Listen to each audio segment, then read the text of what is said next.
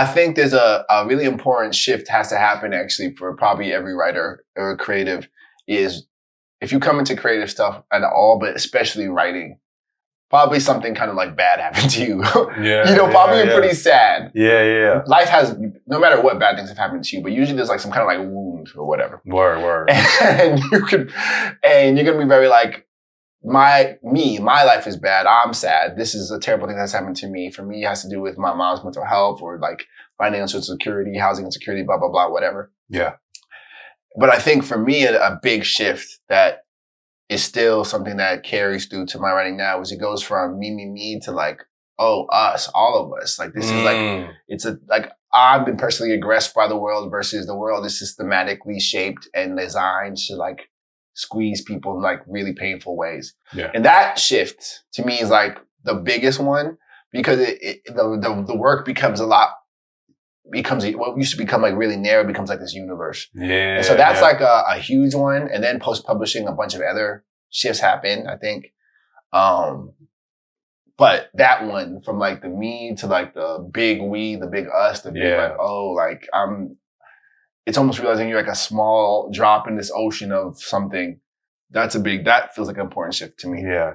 That's heavy because I'm an aspiring writer myself, and I think about the kind of trajectory I've had in terms of my creative journey, and just thinking about, okay, this is like first I think you're like writing for yourself, right? Even creating for yourself. We were talking about how I used to be a rapper. Like I was like, I want to prove that I'm the best rapper in this space, right? And then you start opening up like your lyrics to the world, right? Because at first everything's like here, and it's very introspective. And then it can kind of open up. And it's almost like it's almost like the world becomes like a mirror for you to look back at yourself, but also look at everyone. So, yeah. What kind of music was it that you was making? We were just talking about what is and isn't the South, and maybe that'll come up. But I was making music that was similar to what was coming out of Texas at the time.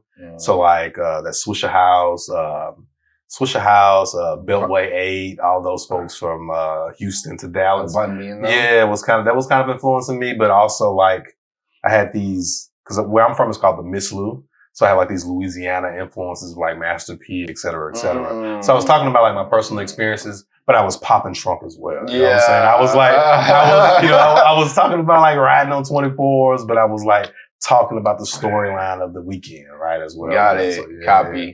Word. I seen the craziest car yesterday. Yeah. Down here? Down here. Okay. It was a truck. It might have been I don't know what kind of truck it was. Probably some Ford truck, but the wheels was like as tall as me, and it was white with purple and black camo. I was like, not in New York no more. Yeah. Listen, I drove a lime green Lincoln Town car on 22s for like probably 3 or 4 years. Oh, you from the South for sure. Yes. It was for how long you said? For like 3 years. Yeah. The only thing that stopped me is my son was on the way, and I was getting pulled over a little. I was gonna say much. it's That's just the too only little. thing that stopped me.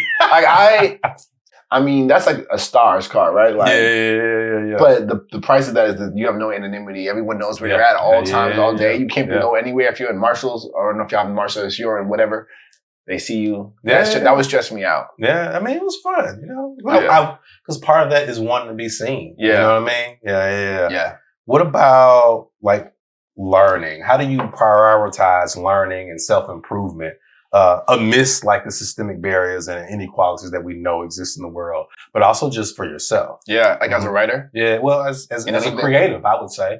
Yeah. I really, really, really pride myself in, not even pride myself, I find joy in like sort of beginner mindset. Like that's like the beginner's mind, kind of like a meditation thing, but just in general. Yeah.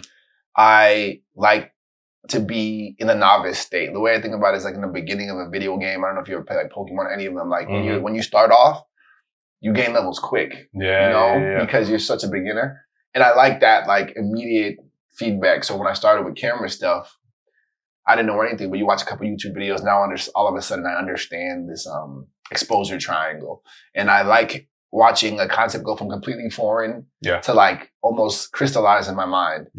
So I think that's kind of why I do a lot of different things, because there's a lot of opportunities to like grow to a certain state. And I think I have this idea that I want to be able to speak meaningfully. Like say I were to do like a film, like a movie, and I have done like little directorial stuff. Like I like to be able to, if I had to talk to the actors in their own language, talk to the director if I'm not directing in their own language, talk to the DP. I want to be able to talk about the depth of field, the aperture in their own language. I want to be able to talk to the sound designer about the gain and if they're peaking. I like the idea of like, if I had to, which is like what I have to do because I shoot stuff by myself sometimes. Like I could do the whole thing from top to bottom by myself, including now like scoring something even, you know, like in terms of making the music. So I like the idea of that. And so that creates a lot of opportunity for me to become a beginner again. But it also, the thing about that's cool about writing is every story to me, you feel like you're a beginner in the like sort of again. And obviously you have your fundamental principles, you have your core ideas that you're really interested in, that you kind of go, that you almost are like embedded into your DNA. But what I like about myself as a writer is I think part of why people have had trouble, like a conversation around me has always had to do with like genre or what is this? I think people don't really know what to do with it. Because I write, you know, sort of, there's like a multiplicity of style or even like realism / surreal. People, I feel comfortable moving in and out of that. And even my first book was a short story collection that had totally different registers of whether is this satire? Is this pure realism? Is this all these things that I think when you read my work makes you realize all those terms are limited anyways. So I like the idea of taking in newness and seeing how like what happens when it passes through me, which is like another way of saying learning. And seeing how like that learning process like grows my capacity to make whatever. So I like, it's a really smart question.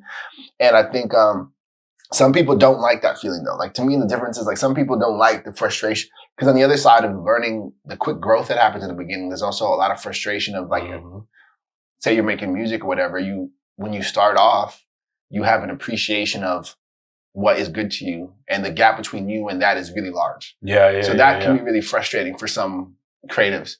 To me, if you kind of let go of that process and drill into like the idea of your first song to your second song and see the jump from that is really gratifying. But if you pay too much attention to like where you're at, that's very true of writing as well. Like one of my professors, Mary Carr, used to say like your taste is way bigger than your skill when you start in anything. That's really frustrating for some people. But I maybe just like as a part of my personal hubris or whatever, I find it as like a gratifying acknowledgement of like, oh, that I think I could get to that mountain. And so I like to compare myself to like my professors, people like George Saunders. I'm always like, that's where I'm going. And I feel comfortable knowing I'm way down here, but just knowing I'm making progress feels very, I don't know. To me, it's one of my favorite things actually in life. So I like, it's a smart question because learning is a big, big, big part of my general feeling like a beginner, feeling comfortable like with that beginner mindset is a big part of my approach to all creative everything.